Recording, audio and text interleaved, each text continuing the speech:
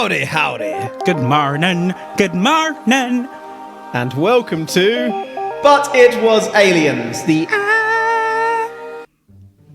extraterrestrial comedy podcast. Here, we lightheartedly, seriously probe allegedly true incidents of alien activity to determine whether they really were allegedly true.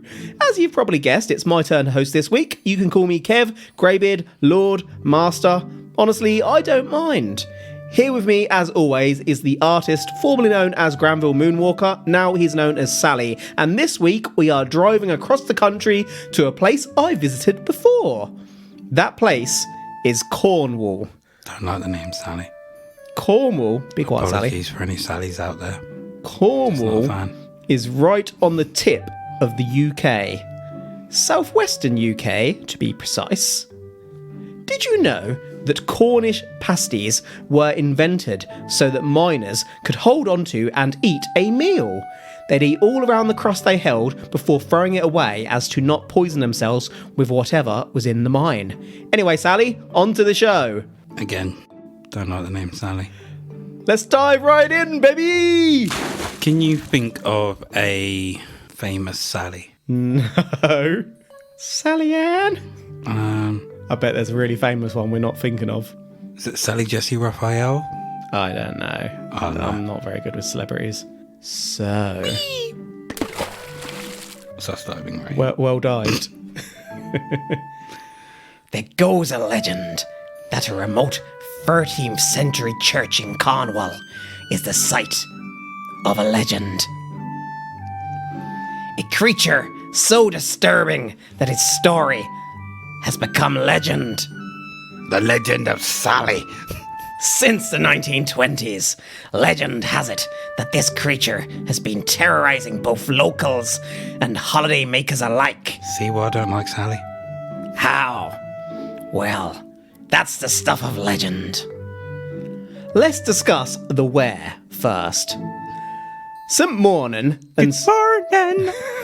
and St. Stephen's Church is a now legendary church situated approximately 1 mile from the centre of the village of Mawnan Smith.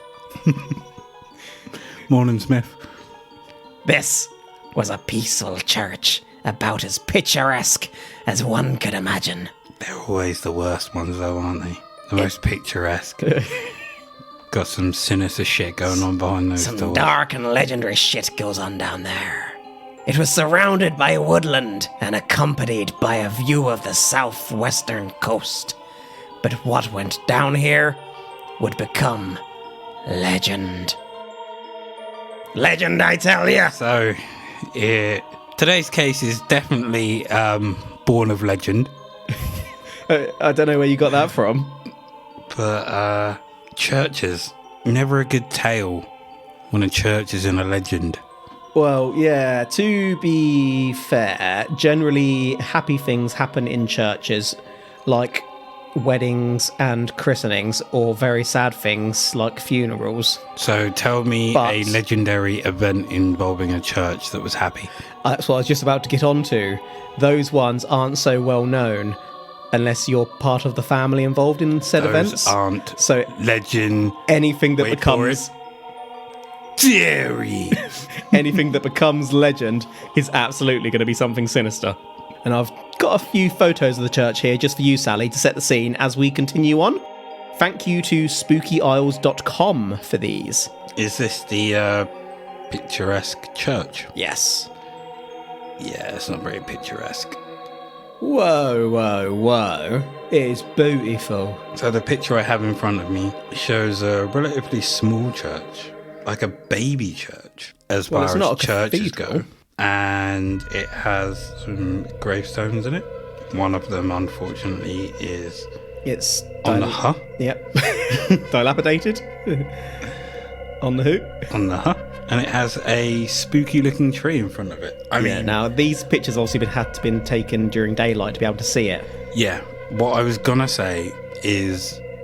Have you noticed how all churches have a tree in front of them? Or somewhere on the grounds, so that when you pass at night, it looks like the spookiest shit ever, and you don't want to go near it. I've never really taken that in, but I'm absolutely going to look out for it. You do that. You do that. In 1926, the newspaper known as the Cornish Echo reported that 2 little boys, whilst out playing, were disturbed by something unusual. Something that would appear otherworldly. The boys were innocently sat down playing a game of Pong when they heard a strange sound. Hold on, what year was this? Why'd you ask? Playing a game of Pong? Yeah, that's an old game. What year was this? 1926. Okay. I don't see what your issue is. Carry on. So, innocently sat down playing a game of Pong when they heard a strange sound. They looked up and locked eyes with something. Was it a bull taking a shit? The boys froze, scared to break eye contact. They knew what was coming next. The little boys got ready and BAM! They launched off to run away as they broke the eye contact. As they ran, they looked behind themselves and yes, they were indeed being chased. This thing was large and ferocious. The terrified children ran, and as they rounded the corner, they then took cover behind a steel grating. When the coast was clear, the boys went home. Yes, they escaped. They told their family the story of what they had seen. We'll get into exactly what that was later, but I felt we should start with the earliest verified sighting. Okay. At this point in time, they were either chased by a big dog or a groundskeeper in a long overall? You're so far off the mark here, and I love it. How many legs did this thing have that chased them? We will get into this, but... So it had legs? Possibly 2, but we'll get into this. Okay. Did it have wings? Possibly, but we'll get into this. I mean, were they wings, or was it someone running with their arms out? Like... It definitely wasn't that, and that sounded like Spring Hill Jack. Stop being nosy. Fine. Doesn't matter what chased them. Yet.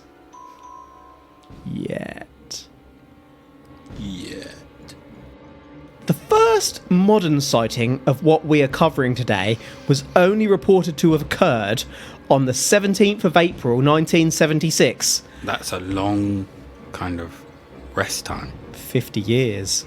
That's a long time to sleep. Was it a gargoyle? What if it's gargoyles? I mean... That was an absolute U-turn. 2, at the time, 9 and 12-year-old sisters, June and Vicky Melling, were on holiday with their parents in Mawnan Smith. Good morning, Smith. Smith! The girls decided one day to walk down to the church of St Mawnan and St Stephen without their parents. What about St afternoon or St evening? No. Once they got there, they were taken aback by the sheer beauty of the sight. It was a wonder. Nature is beautiful. Well, some of nature. For the girls quickly realised that whilst the sight was gorgeous, something was a little off. Eerie, in fact. The birds didn't appear to be singing. The crickets didn't seem to be playing cricket. The girls looked up to see whether they could see any birds. On top of the church tower, the girls noticed something that wasn't quite bird, but also wasn't quite not a bird. Something altogether unholy. Something terrifying. The girls saw a Birdman! Okay. Now, these girls are 9 and 12? Mm-hmm. What 9 and 12-year-olds do you know go to a location and go, oh, this is a really lovely location. It's very picturesque. Look, I might have added a little bit of colour to the occasion. All right? All right? Not all right. But they definitely did say that it was beautiful. A Birdman. Now, was this a person that believed that they could fly, or that they could create a device that would help them fly. So they had to find somewhere high for them to test. Interesting. And the girls just happened to stumble upon the ground while they were testing. Could it have been a gargoyle with its arms spread? I mean, that would be amazing, but we all know that gargoyles come alive at night, not during the day. They are stone during the day. Not necessarily. Gargoyles, son. If you're stepping on their land, No. their derelict land that they preside over. That's why there's not many gargoyles left, because humans destroyed them during the day. Gargoyles, bitch. That makes absolutely no sense. How does it not? They're stone by day. What if one fell off and knocked someone on the head? Protection. They're stone. Yeah, it doesn't mean stone crumbles, son. Exactly. So it could have fallen from a height, knocked someone on the head, protected the land during the day. No. I love how we're getting into gargoyle lore. This is gargoyles! So I'm assuming the picture you've put in is from the film Birdman. Yes, indeed. Which I have not seen. So therefore this is of no relevance to me. Me neither. Other than the fact I know it's from the film Birdman. It's been on my to-watch list for about 5 years. Yeah, I've heard same. phenomenal things about it, and I absolutely love Michael Keaton. He's never given a bad performance that I'm aware of. But yeah, I've just not seen it. But that Birdman behind him does. Yeah. Look rather cheesy. That's what I was picturing at this point in my research. The girls would describe the creature as being the size of a human with wings and feathers. The girls, upon seeing the Birdman, ran to the local police station absolutely petrified. The girls were taken into separate rooms and asked to draw what they had seen. Both girls drew nearly identical pictures. Once back home, the parents, predominantly Dad Don, Daddy Don, decided to call an early end to their holiday and quickly left Mawnan, Smith, due to the girls being so disturbed by what they had seen. Suffice to say, the police didn't catch anyone or anything, so what next? Someone called in a paranormal investigator, of course. This sighting would be investigated by paranormal researcher and magician Tony Doc Shields. Daddy Don would call in Doc and provide a drawing of the creature by one of the girls to Doc. I have a picture based on that drawing, but not the drawing itself for now. Here you go, Sally. Looks a bit like a gargoyle, actually. Kind of like a wooden gargoyle. Now, what's really shit is the fact that it looks like a man's body with straw wings and a little demon head. He's got like a triangle mouth, Yeah. big old ears and little eyes. Now it says Birdman witnessed by June Melling on April 17th, 76, based on a sketch made by her the same day. Now, why are you drawing it again and basing it on something she's drawn rather than just showing what she's drawn? Because I want to build up to it. Dramatic I'm suspense. not saying you. I'm saying these people. Why would you then redraw something to put it out? Are you trying to make it more terrifying than it actually is? Has she literally just drawn a bird? Maybe it's fan art. There is a heron there or something, or a giant bird, and she's just drawn that. They'd never seen it before, so it freaked them the fuck out. Well, I can confirm that it's nothing to do with June's artistic ability, because she is phenomenal. So what we're saying here is that they are doctoring her picture and claiming this is what she drew. People do that, don't they? I mean, crikey, when we cover cases, we post things on our Instagram that are like mock-ups of cases as well as the case itself. Absolutely, but they're putting this out saying witnessed by June, based on a sketch. Maybe the sketch quality is on olden paper that's crumbled by now. Like all bullshit. Did you even comment on its feet? This picture has got literal triangle feet. It'd be proper good at ballerinaing. Be a good They're ballerina. like pointy shoes. Ballet? Be good at ballet. That's what I'm trying to say. My gosh. How you'd be good at ballet with those shoes. They're like literal points. You'd be able to stand on them. If anything, but they'd you be good stand for on the toe, stabbing don't you? people. Maybe they're little skewers. That's how he eats. skews his food because he doesn't look like he's got any hands. So he stabs his food with his foot and then puts his foot up into his mouth. And that's some weird foot fetish for some people out there. Moving on from the foot fetishes. We've just made someone's day with that. Aww. That sighting would be recounted in a pamphlet doing the rounds in Cornwall during 1976 called Morgwar, the Monster of Falmouth Bay by Anthony Mawnan. Roll on the 3rd of July 1976, two 14-year-old girls named Sally Chapman, no relation, and Barbara Perry had decided to go camping in Mawnan Smith. Mawnan. Whilst out camping near the church, the girls were eventually petrified by something they saw. They saw a giant owl with glowing eyes. At first, the young ladies saw the Owlman standing on a big branch in a large nearby pine tree and thought that it was a local resident playing a prank dressed up in a slightly sinister bird costume. But then, the creature leapt into the air and began flying. Fortunately for the young ladies, the creature didn't seem to care for them. It must have had dinner already, as it flew away hissing. So it was an owl. Owlman! What they saw was an owl. Yes, it was an owl. But what two 14-year-olds decided Don't speak ill of the Owlman! to go camping by a church? Or were they just somewhere in Mawnan Smith? Good morning. Good Mawnan. What was the question, sorry? Were they camping by the church or...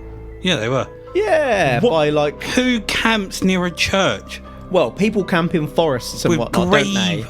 stones and everything. Like You're sleeping... I mean, you're sleeping near the dead pretty much anywhere where you sleep, but you're literally laying next to the dead. I guarantee you people have camped in Clapham Wood, which we covered the previous week, and there's a church right on the edge of that. It's not necessarily the church that attracts people, it's the wood. People like camping in the wood where they can get away with dogging. You sound like you're speaking from experience. Well, there was that time we camped in the wood, Granville. Never been camping in my life. Yes, you have. You never.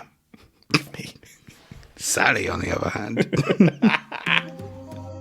The sightings now made national headlines. One sighting could be anything, but two was undeniable proof that something was out there. The headlines would read, "The Owlman of Mawnan Smith." I have the actual drawings by Sally and Barbara of what they saw here for you, Sally. Okay, so we have two pictures that are allegedly drawn by Sally and Barbara, but see, there was no need for them to redraw one of those pictures. Yeah, I actually prefer Sally's. Because, yeah, it looks... I suppose... I'll tell you why. I'll tell you why they've redrawn that. Both of these pictures by the girls just look like owls. So they've redrawn it to make it look more sinister and actually look like an owl man. Given it a bigger wingspan, haven't they? Yeah. Astute there, Mr. Moonwalker. Because Sally's picture is an owl. She has drawn an owl. It's a big frickin' owl, but I mean, it's an owl nonetheless. The wings are a little bit interesting, but still an owl, absolutely an owl. She's 9 years old. You can't start judging their artistic skills. The fact that you can tell what that is enough. Incredibly neat handwriting that Sally has as well. Yep. I saw this monster bird last night. It stood like a man and then it flew up through the trees. It is as big as a man. Its eyes are red and shine brightly. Now, there are some huge owls out there. Oh gosh, yeah, aren't there? And majestic ones, in fact, named like Geoffrey. Lord Geoffrey. So, I think they literally saw Lord Geoffrey. We have an alternate theory coming up here, folks. They were lucky enough to witness Lord Geoffrey in his grace. And they spoke ill of Lord Geoffrey by calling him a monster. Monster. Maybe they spoke ill of the Owlman by calling it an owl. I mean... Owl's going to murk them. Owlman. Now you're just going into the realms of nonsense. Owlman's coming for you. I'm going to walk to my car later and an owl's going to swoop down. Owlman, in fact, is going to be sat on your car waiting for you. If he isn't fighting him. During the back end of summer of 1995, the night editor of the Western Morning News, Simon Parker... Morning or Morning? Morning. Received a letter from an American tourist detailing a sighting of the Owlman. The witness claimed to be a marine biologist student from Chicago on the last day of their summer holiday to England. This letter writer explained that they were in the wooded area near the church when they experienced a vision from hell. The witness detailed seeing a ghastly birdman 30 metres ahead of her. The letter was signed off, "Yours very sincerely, scared eyewitness." The writer apparently did include some details of who they were, but asked to remain anonymous due to fears of how this could impact upon their career. I mean, that's pretty shit, isn't it? Did they actually receive that? Did they claim they received that? They received it. There's no way to prove that they actually received it. I've seen it. Or they wrote it themselves. Without having the name there, it's a lack of evidence. But they have the name, they just didn't publish the name. Without publishing the name, it's a lack of evidence. Screw you! You know what I'm smelling here, don't you? Your butt. Bullshit! I'm gonna cut that and dub in that you're in. Let's cover the Owlman's description in more detail. The Owlman is believed to be approximately 5'6". He's a big boy with dark grey or brown feathers covering its body. Big owl. It has clawed feet with a mixture of human-like and owl features. The wingspan of the beast is approximately 10 foot. It makes a loud hissing noise or a screech whilst its eyes glow a crimson red. Sally, I'm just going to show you a few mock-ups of the Owlman. So you're going to show me some owls? No. It's rather fancy Owlman, that first one, isn't it? The one on the left, yeah. Very regal pose. Okay, so we have a couple of sketches here. One is a very fancy Owlman. Sexy Owlman, I think you'll find. Whilst the second one looks a lot more terrifying. Yeah, screw that. Right. The first one has even shaved its legs up to knee height, which I love. Apart from a little patch on its feet. Fine detail there. But what's the thinking behind that? It's a very fancy owl. Yeah. It's a part of its mating ritual. It's almost like it's in a disco suit. Yep. Whereas owl number 2 looks like it's out for blood. It's the very stuff of nightmares. I'm scared to even look the picture in the eye because I feel like I'm going to pass out. I love the fact that it's got the twisted owl neck as well. Like, that's a very good touch. It's almost like, imagine the Minotaur traditional image crossed with an owl. Yeah. Now this one's awesome. So we have a clear human who has decided to dress up as the Owlman. I don't know if it's for Halloween or just for a play or for fun, but it's really good. This one, I think I would describe it as, imagine a traditional image of Slender Man crossed with an owl. Long arms, curly claws, and real freaky owl head. A black suit, white shirt, yeah, and a creepy owl head. I want that mask. If I saw that out on the streets, I would actually shit my pants. So would I. Like, intentionally as a coping mechanism to stop it from... A defense mechanism, sorry, to stop it from attacking me. But what if it likes to smell? I'd eat some real nasty stuff. What if it likes to smell? I would piss myself. What? What if that's a sexual pheromone for it? Then I'd be the giver. Is it a sexual pheromone or just a pheromone? Both. What would you do? Oh, I'm fighting this thing. For Christ's sake. You're getting... to be fair, what would I... this is a horrible question, but what would I rather have? Like, that thing potentially kill me or just accept it and consent. I'm going down swinging. I've never seen an owl have sex. I don't know how grim that potentially is. This might be the worst conversation we've ever had. If this here is coming at me, I'm kicking it in its owl nuts. I'm snapping arms. If I die, I die. What if the nuts twist around like the head? Then if I die, I die. But I'm going down fighting. Those claws are pretty scary. I wouldn't want to be scratched by them. Also, I've become much more violent. No, you haven't. You've always been violent. When did you become violent? It was 74 years ago. Back in legend. 1926, around the legend of the Owlman. I started to notice I was becoming more violent. Started with a little kick in the shins here, little punch in the arm there. Now it's neck breakers and arm locks. Just for fun. Just for fun. So what on earth has gone on here? Surrealist painters Max Ernst and Leonora Carrington are said to have heard of the 1926 sighting and visited the area themselves in 1937, shortly after they got together.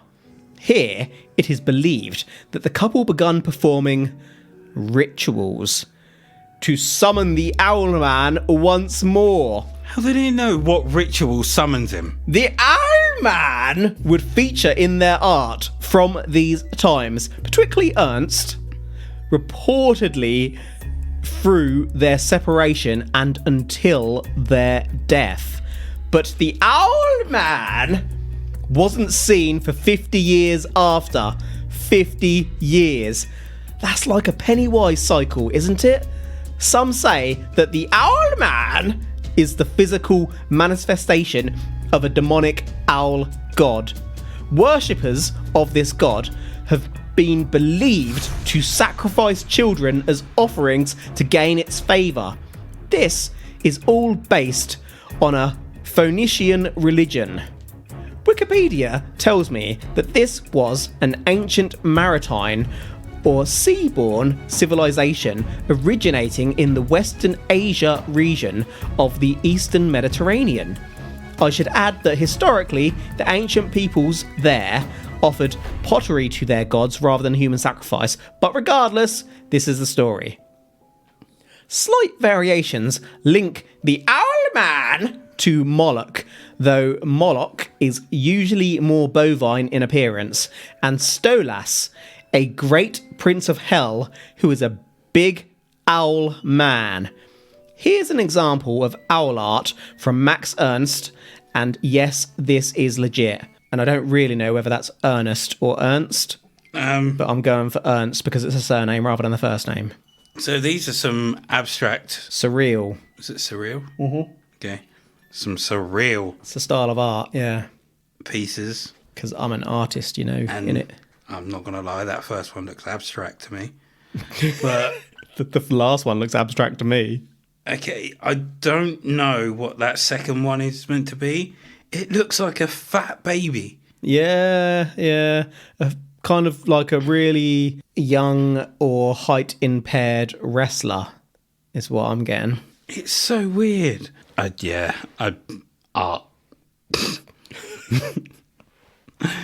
That's my answer. You used to really like art when you were younger.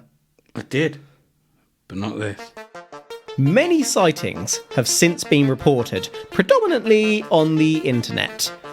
Ghost hunter Mark Davies, 47, was in the church graveyard in 2019 with his friend Chris Power, 36, and from Manchester.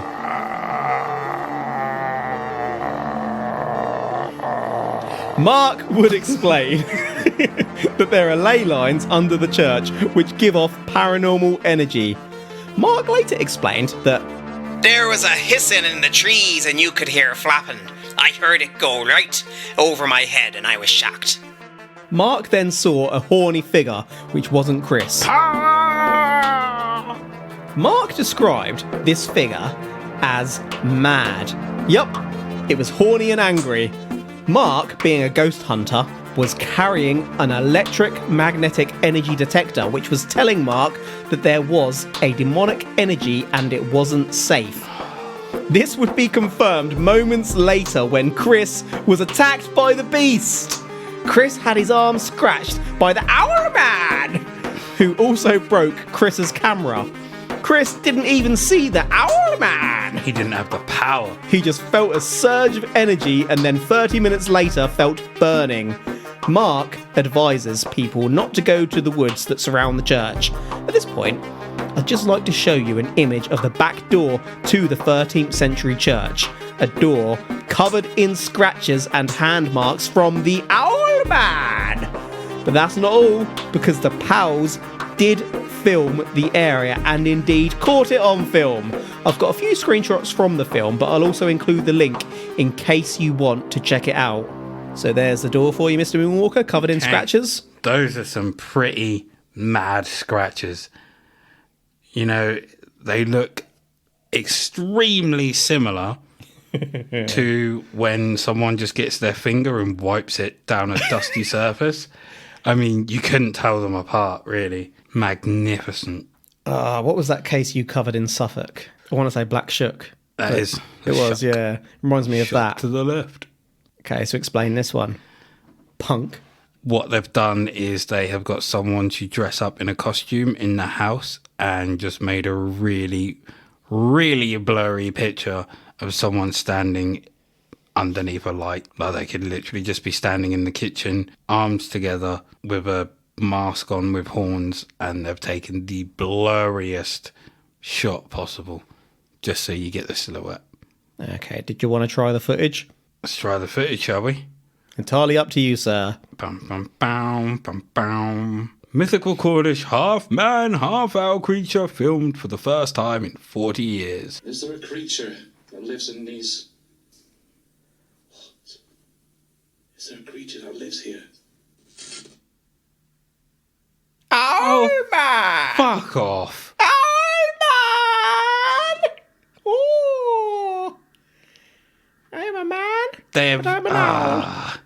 So they're out in the forest, and what they've done is he's literally stood there and gone with a little... It's not even a camera. Is it one of those whatever that EKG... I don't even know what the fuck I'm talking about. Whatever that thing is he used to detect ghosts or whatever. So he's standing in a forest with that, and he generally just goes, "Is there an evil spirit here?" And then over in the far part of the fucking forest, I say far part, it's probably about 10 feet away from him, they've just lit up part of it and got someone to stand there. So what you're saying, that there was a sighting and that it's undeniable proof. Excellent. So we are nearly at the end of events here and something's missing, isn't it? Truth. Oh yes, aliens. So I'm going to be honest. I originally wrote this episode as a side probe. However, in researching this one, I discovered several accounts of strange lights in the sky accompanied by strange, rapidly changing weather, particularly through 1976. In 1996, a lady saw a block of light materialise above the church. Then a second block appeared. The first block faded, then reappeared once more. The lady left, confused. Then in 2003, the daughter of Liz Randall was listening to music in her car with a friend when overhead, a pulsating blue to white light appeared. UFOs.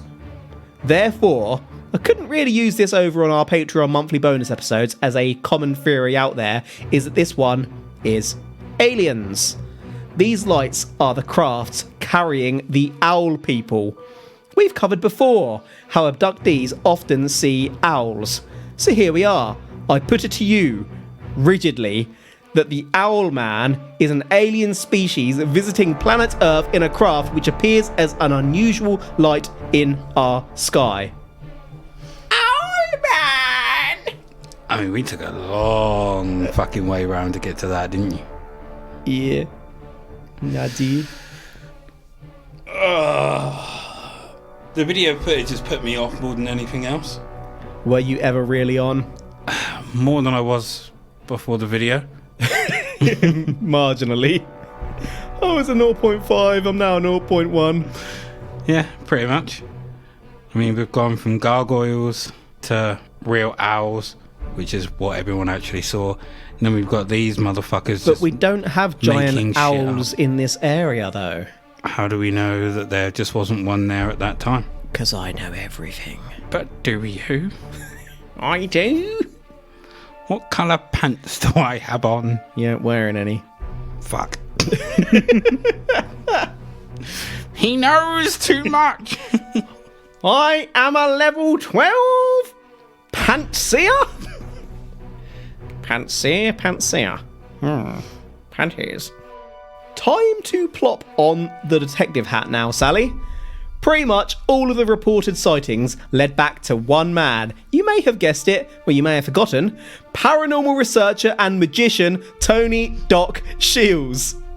Doc was taking part in a project to find monsters.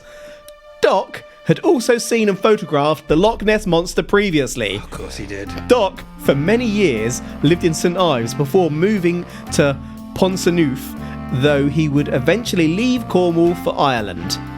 Now, occult historian Gareth Medway states that Doc had a reputation for hoaxing.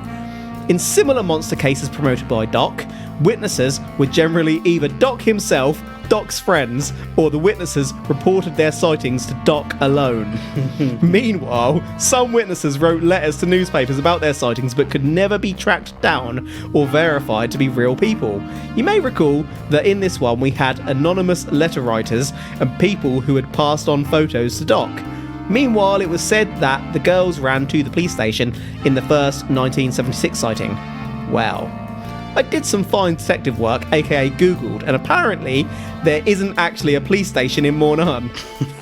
Mawnan. The nearest is too many miles away, unless the girls were little Olympians.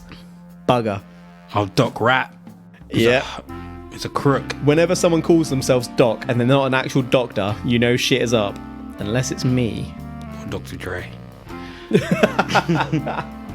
Like I said, with those people that recorded it.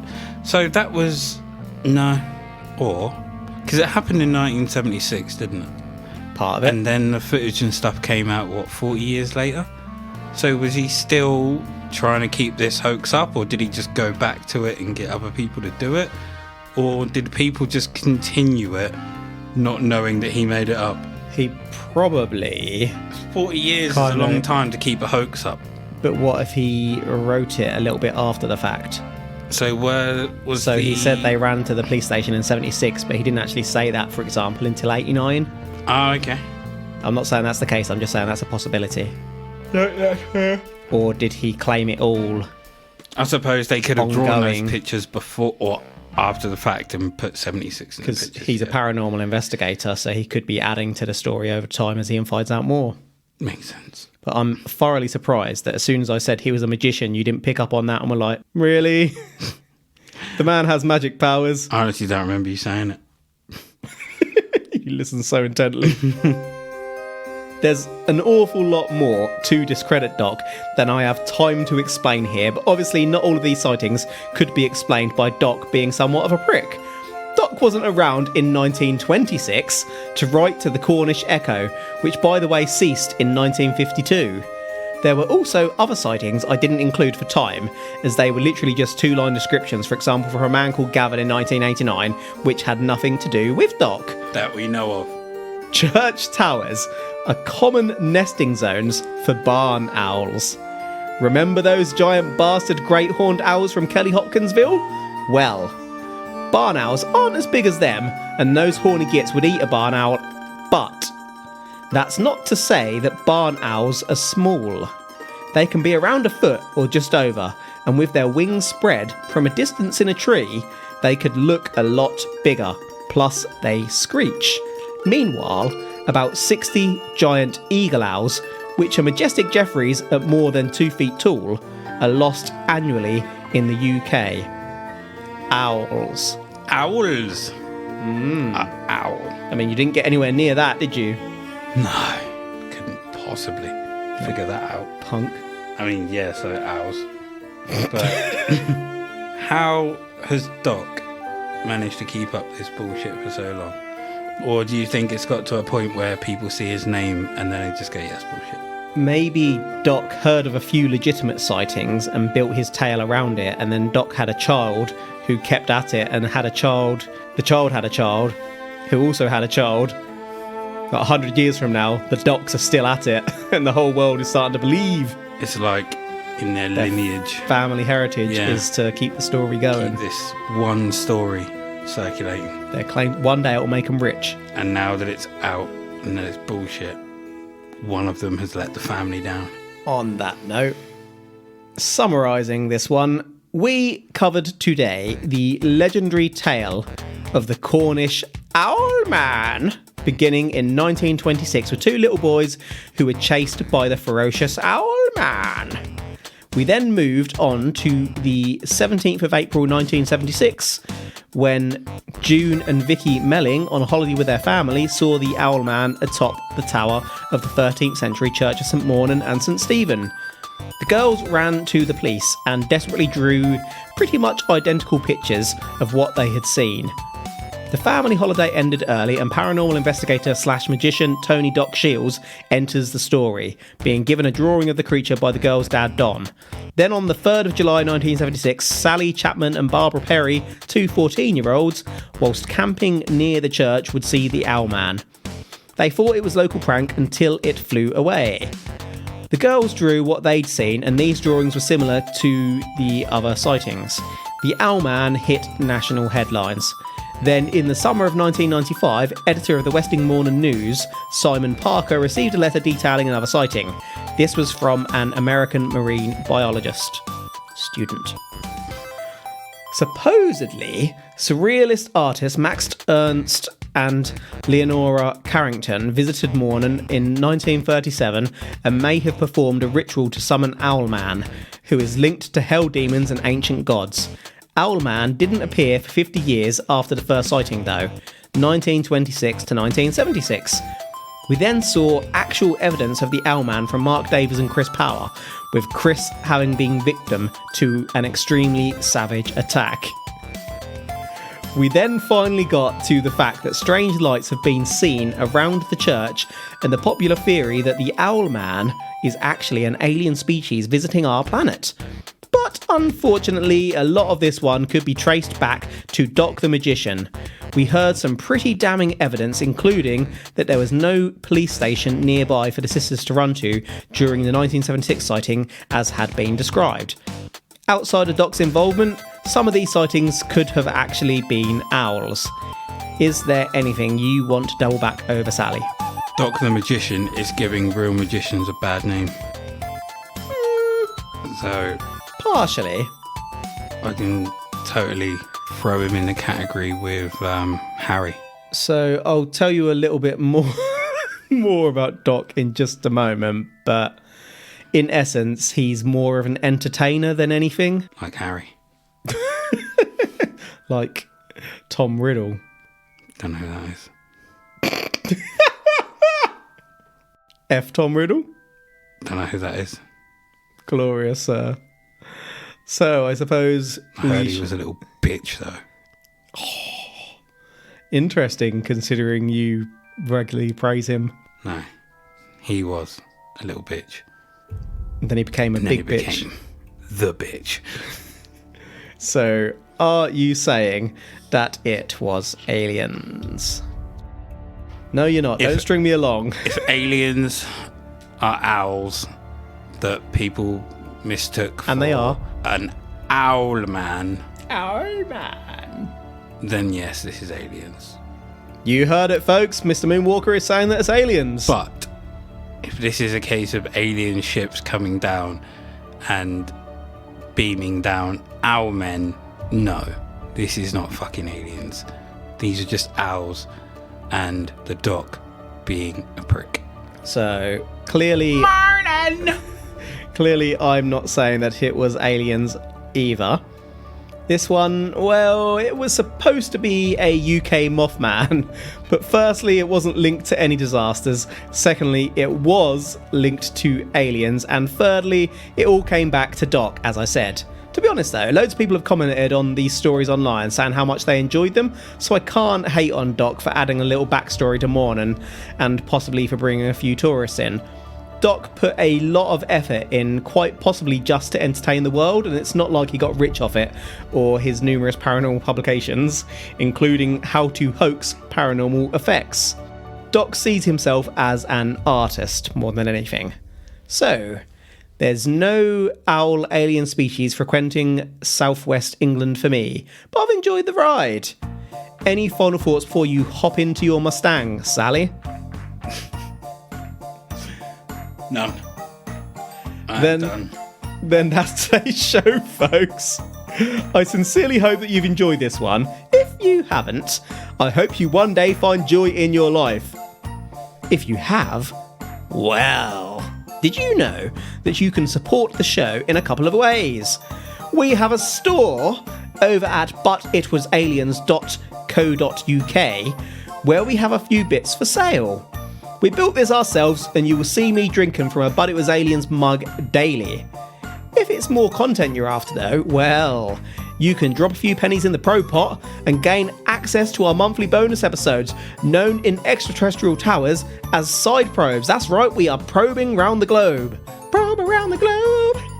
Each month, we probe a paranormal tale, taking a break from aliens. Also, we almost always forget to plug our secret public Facebook group called Extraterrestrial Towers.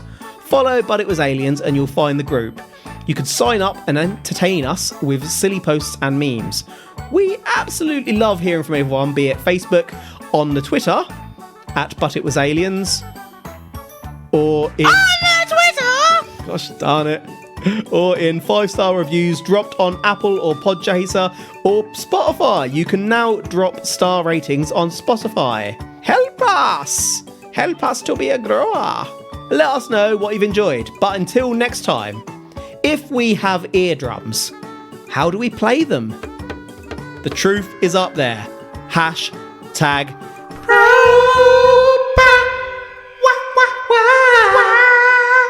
I take it this is a picture of Doc. yeah.